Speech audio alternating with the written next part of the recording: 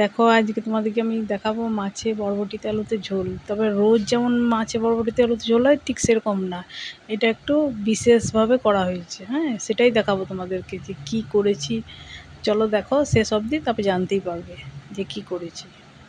দেখো প্রথমে বরবটিগুলোকে এরকম চৌকো চৌকো করে লম্বা লম্বা করে কেটে নিচ্ছি। একটু দেখে কেটে নিচ্ছি, কারণ কি জানোই তো বরবটিতে প্রচুর পোকা হয় না, তাই একটু দেখে নিতে হচ্ছে। কারণ কি আবার তখন কাটা গেলে তাড়াতাড়িতে আবার তখন আরও খারাপ হবে, তাই না? খাবারের দেখেও লাগে আর হবে, একটু দেখে নিচ্ছি, ওই জন্য একটু আস্তে আস্তে এই জন্য কাটতে হচ্ছে। চলো এগুলো কেটে নিই, তারপরে দেখো আমি কি করছি তোমাদেরকে সব দেখিয়ে দিচ্ছি। এবার দেখো আলু কাটছি। হ্যাঁ,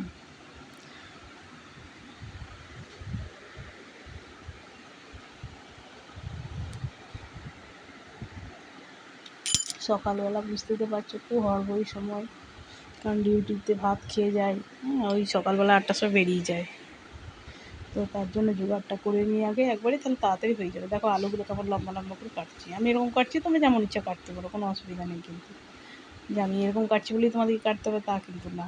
আর আরেকটা জিনিস কী বলছি বলো তো, যে অনেক সময় হয় না, অনেকে মাপ মেজারমেন্ট করে বলে, আমি কিন্তু সঠিক সেরকমভাবে কিছু বলি না। তবে আমার জিনিস অনুযায়ী তোমরা মোটামুটি আন্দাজ করে নিতে পারবে যে আমি কেমন ধরনের কতটা মশলা দিচ্ছি, কতটা সবজিতে কতটা মশলা দিই, কেমন রান্নাতে কতটা দিই, এটা আমি তো দেখিয়ে দিই তোমাদেরকে। সেটা দেখে মোটামুটি তোমরা আন্দাজ করে নিয়ে তোমরাও সেরকমভাবে একটু কম বেশি হলে অসুবিধা হয় না, ঠিক আছে? দেখে নিতে পারো। তবে টেস্টে একটু হেরফের হয় ঠিকই, তো মোটামুটি একটু আন্দাজ করে নেবে তোমরা চোখে, যে কেমন ধরনের আমি দিই, কতটা কী দিই না দিই। কারণ আমি খুব একটা মানে এতটাই লাগবে কি এরকম পারফেক্ট নাও হতে পারে। তোমার যদি প্রয়োজন হয় তোমাকে তো আরেকটু বেশি দিতে হবে। এবার টমেটোটা কাটলে আমি পেঁয়াজটা কাটছি। আসলে পেঁয়াজটা কাটার সময় তখন একটু থমকে গিয়েছিলাম, কেন কি আমি আর বললো না তাড়াতাড়ি, তবে একটা ওই আমাদের আঁশ নিরামিষ আবার বটি আছে, তো ওই আঁশ বটিটা না নিয়ে নিরামিষ বটিটা কাটতে চলে গিয়েছিলাম। সেটা আবার পোড়াতে হবে, যাই হোক। তো এখন আবার আঁশ বটিটা নিলাম। আমাদের আবার সব বটিতেই এক জিনিস কাটা হয় না, বুঝলে তো। তাড়াতাড়ি তো ভুল করে কেটে ফেলছিলাম। এবার আমি পেঁয়াজগুলোকে দেখো কেটে নিচ্ছি এরকম করে। হ্যাঁ, তো এবার তোমাদের যদি মনে হয় না যে আমার এখন তাড়াতাড়ি আছে বলে তখন আমি পেঁয়াজটা কেটে নিচ্ছি, তোমাদের যদি মনে হয় যে খানিকটা পেঁয়াজ কেটে দেবো আর খানিকটা ঘষে দেবো বা বেটে দেবো, তাও হতে পারে। যেমনভাবে ইচ্ছা করতে পারো, সেটা কোনো অসুবিধা নেই। কিন্তু আমি এখন কেটেই নিচ্ছি, কারণ আমার অত সময় নেই হাতে এখন।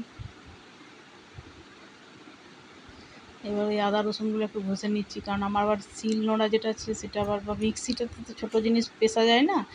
আর শিল নোড়া যেটা আছে সেটা তো আবার নিরামিষ, বুঝলে তো, আঁশ নয়। আরেকটা আছে বাইরে, ও সেইটা আঁশ বটে, কিন্তু ওটা আবার নিয়ে আসতে হবে এখন। এই তাড়াতাড়ি সময় হলো না, নাহলে হয়তো বাইরে থেকে নাহলে বেটে নিয়ে আসতে হবে। উঠানে আছে, ওই জন্য ঘষে নিচ্ছি এটা থেকে। এইভাবে করে নেওয়া যাবে, সে বাটার মতোই হয়, ঘষাতেও একই হয়।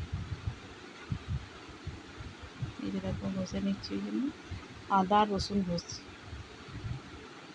এবার কড়াই চাপিয়ে দিয়েছি, এবার মাছগুলো নিয়ে নিচ্ছি। এবার হলুদ দিলাম, তারপর নুন দিয়ে এবার কড়াইয়ে তেল দিয়ে দিচ্ছি। তেলটা কিন্তু খুব ভালো করে গরম হতে হবে, নাহলে মাছগুলো কিন্তু ভেঙে যায়। ঠিক ধোঁয়া উঠবে, তারপরে মাছগুলো ছাড়বো। দেখো আমি যখন কড়াইটা ধোঁয়া উড়ে যাবে, তারপরে দেখো কড়াইটা গোটে তেলটা একটু ঘুরিয়ে নেবো। এই যে ঘুরিয়ে নিলে কী হয়, চারিধারে তাহলে মাছগুলো লাগলে ভাঙে না অত সহজে, কম ভাঙে। এই যে দেখো তেলটা হয়ে গেছে, মাছগুলো দিয়ে দিচ্ছি।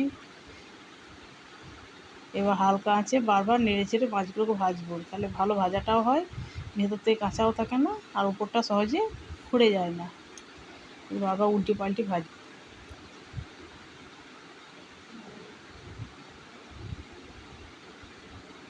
যখন আমি এক হাতে করে ক্যামেরা করি তখন মাছগুলো বা এইগুলো উল্টাতে খুব অসুবিধা হয়। আর যখন ওরা কেউ আসে, একবার দুবার করে আসবে, দেখো কেউ না কেউ, এখন সবাই ব্যস্ত আছে, ওরা কেউ পড়ছে তো কেউ কিছু কাজ করছে, তখন আমার সুবিধা হয়। তখন মাছ টাছগুলো আসলে সাঁড়াশিতে ধরলে কী হয়, শর্ট করে উল্টানো যায়। তারপর একটু বাদেই আবার কেউ না কেউ এলে তখন আমার মাছগুলো একটু তখন ক্যামেরাটা করতে সুবিধা হয়। আর ক্যামেরা করছি এক হাতে, রান্না করছি এক হাতে, খুবই অসুবিধা হয়। এই যে দেখো মাছগুলোকে বারবার উল্টে পাল্টিয়ে কেমন করে ভাজছি। একটু সময় নিয়ে মাছটা ভাজলে না, ভাজাটাও খুব ভালো হয়। আর খেতেও খুব টেস্ট হয়। মাছটা না ভালো করে ভাজা হলেও কিন্তু ঝোলটা তোমার আঁশটানি আঁশটানি গন্ধ উঠবে, তাই একটু সময় সাপেক্ষ। একটাই রান্না করবে কিন্তু ভালো করে করো, তাহলে যেটা খেতেও ভালো লাগবে। আমার তাই বটে। তো সেটাই দেখো আমি দেখাচ্ছি। এবার চলে এসেছি বাটিটা নিয়ে। এখন এবার আমার ক্যামেরা করার জন্য একটু কিছুক্ষণের জন্য পেয়েছি একজনকে, আমার ছোট মেয়েকে পেয়েছি। এবার বরবটিগুলো কেটে রেখেছিলাম, বরবটিগুলো ভাজছি।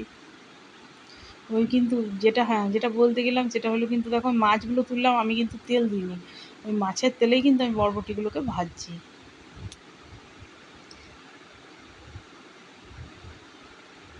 যেহেতু অনেকটা তেল আছে, তাই মাছের তেলটাতেই বরবটিটাকে ভাজছি। নুন আর হলুদ দিয়েছি, আর কিচ্ছু না। দিয়ে নেড়ে চেড়ে বারবার করে ভাজবো। ভালো করে না কষিয়ে নিলে ভালো লাগবে না। একবার করে এই যে ঢাকা দিয়ে দিচ্ছি, তাহলে তাড়াতাড়ি একটু হয়ে যাবে।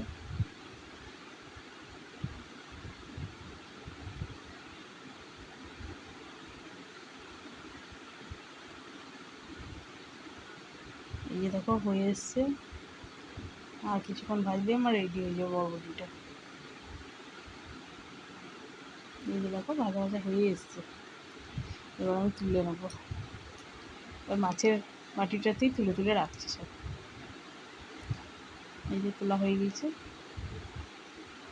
এবার ওই তেলেই কিন্তু, তেলটা দেখো এখনো পর্যন্ত তো আছে, ওই তেলটাতেই আবার আলুগুলো দিয়ে একটু ভেজে নিচ্ছি।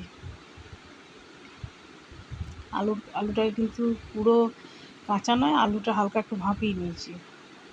আর খুব সেদ্ধ করলেও কিন্তু হবে না, এখন সময়ের তাড়াতাড়ির জন্য আমি একটু ভাপিয়ে নিয়েছি। যদি অন্য সময় হয়, যে সময় থাকে, তাহলে তুমি কষেও করতে পারো।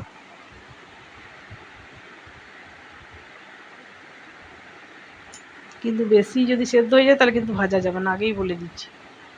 সেরকমভাবে দেখে করো, হয় কাঁচা করবে, আর নাহলে হালকা একটু জাস্ট ভাপাবে, নাহলে কিন্তু নেড়ে চেড়ে ভালো করে ভাজা যাবে না। এই যে দেখো এরকমভাবে লাল লাল করে ভাজা যাবে না।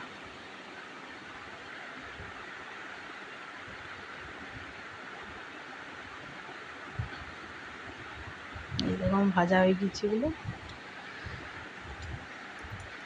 এবার দেখো একটু তেল দিলাম, সর্ষের তেল কিন্তু। এবার তেজপাতা দিলাম। এবার দেখো যে বিশেষ জিনিস বলছি, মাছের তেলে না দেখবে একটা আঁশটানি গন্ধ ওঠে, আর সেটা যাতে না ওঠে তার জন্য দেখো আমি কী করবো, এবার শুকনো লঙ্কা দিলাম ফোড়ন, আর দিলাম একটু হিং। ঠিক আছে, আমি দিচ্ছি রামদেব বাবার হিং, তোমরা যেটা ইচ্ছা দিতে পারো।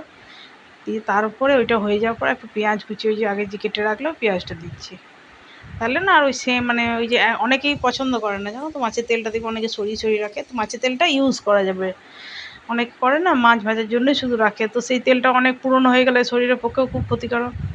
এবার দেখো টমেটোটা দিয়ে দিলাম, কারণ টমেটোগুলো এখনকার একটু শক্ত শক্ত, তাই একটু নরম হবে তাকে, তবে মশলাটা ভালো কষা যাবে। এবার অনেকেই করে মাছ ভাজার তেলটা কী করে, রেখে দেয় আবার নেয় ওখান থেকে। এবার ওই আদা রসুনটা দিলাম, দিয়ে রেখে রেখে বারবার করে, তাতে কী হয়, স্বাস্থ্যের জন্যও খুব ক্ষতিকারক, বা কিছু পড়েও থাকতে পারে, বা চাপা দিলেও বা কি স্বাস্থ্যের জন্য ক্ষতিকারক। অনেক পুরনো তেল ব্যবহার করতে নেই। অনেকেই করা মাছের জন্য তো একটু তেল বেশি লাগবেই, তখন তেলটা ব্যাক হবেই কিন্তু। এবার দেখো নুন দিলাম, এটা হলুদ, এটা দিচ্ছি তোমার কাশ্মীরি লাল লঙ্কাটা, এটা জিরে গুঁড়ো, এটা দিচ্ছি একটু গুড়। আমি গুড় দিয়েছি, তোমরা চিনিও দিতে পারো, কোনো অসুবিধা নেই, যে যেটা পারো দিতে পারো। এবার দেখো মশলাটাকে আমি কষিয়ে নিচ্ছি। তো এইখানে কি হচ্ছে, এখানে মাছ ভাজা তেলটা দিয়ে দেখো তোমার ব্যবহার হয়ে যাচ্ছে, মানে রাখার কোনো দরকার পড়ছে না। ওইটাই তোমাদেরকে দেখানোর জন্য করলাম। আর তাতে কি, ওই হিংটা দেওয়ার জন্য না টেস্টটাও একটু আলাদা রকম হয়। এবার করে দেখো খুব সুন্দর হবে, এরকমভাবে করো আস্তে আস্তে করে, খুব যত্ন করে করতে হবে। প্রথম কথা হচ্ছে সব জিনিসটাই খুব যত্ন। এবার দেখো সব সবজিগুলো কিন্তু আমি এবার যেগুলো আগে থেকে ভাজা ছিল সেগুলো দিয়ে একটু কষিয়ে নেবো। আর যেহেতু আলুটা সেদ্ধ নয়, তাই একটু টাইম লাগবে, ভাজা হলেও সেদ্ধ হবে না, বা বরবটিগুলোও তাই। তা একটু করে নেড়েচেড়ে ভালো করে ঢাকা দিয়ে দিয়ে কষিয়ে নিতে হবে।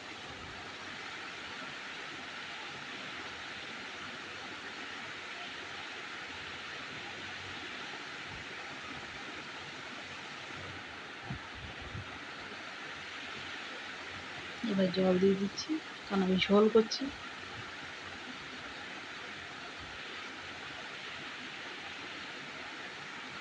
এবার একটু ফুটতে দেবো,